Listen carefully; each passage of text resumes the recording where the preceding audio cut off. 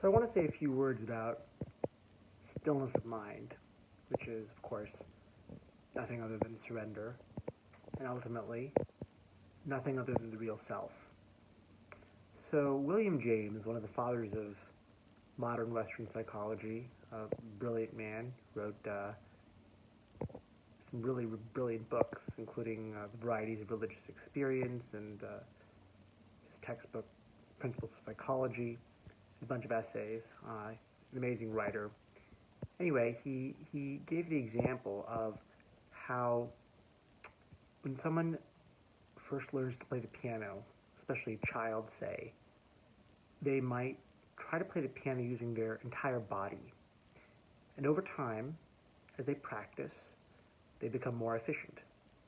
They use less and less of their body and constrain themselves more and more to just the relevant body parts, just the fingers, say, or just the foot as it taps the pedal. And in the same way, stillness of mind works that way. What does it mean to relax? Well, first, when someone tries to relax, they might relax their entire body. They might let everything deliberately go slack. But over time, as they practice, what they realize is less and less actually needs to be quote-unquote relaxed to relax. The actual relevant thing to be relaxed is very, very subtle. It's almost indiscernible. And in fact, in the end, it is indiscernible. It is that silent sense of, I'm doing something. When that quote-unquote mental muscle, when that alone is relaxed, that's surrender.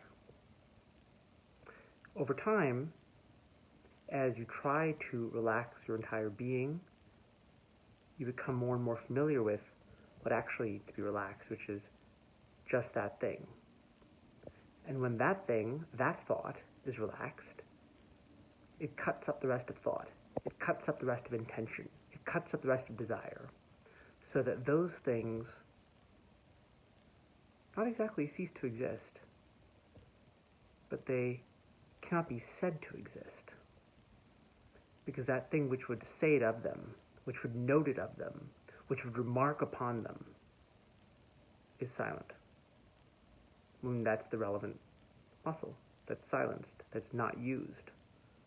And then, ultimately, that muscle doesn't exist. That muscle is seen to not exist and therefore cannot be silenced or relaxed because it is always silenced or relaxed. It is always non-existent. It's never existed. So this is the final piece of this. From one side, from the side of the misconception, one is constantly trying to relax and relax and relax and cut up thought and cut up thought and cut up thought and touch the source and touch the source and touch the source. And from the other side,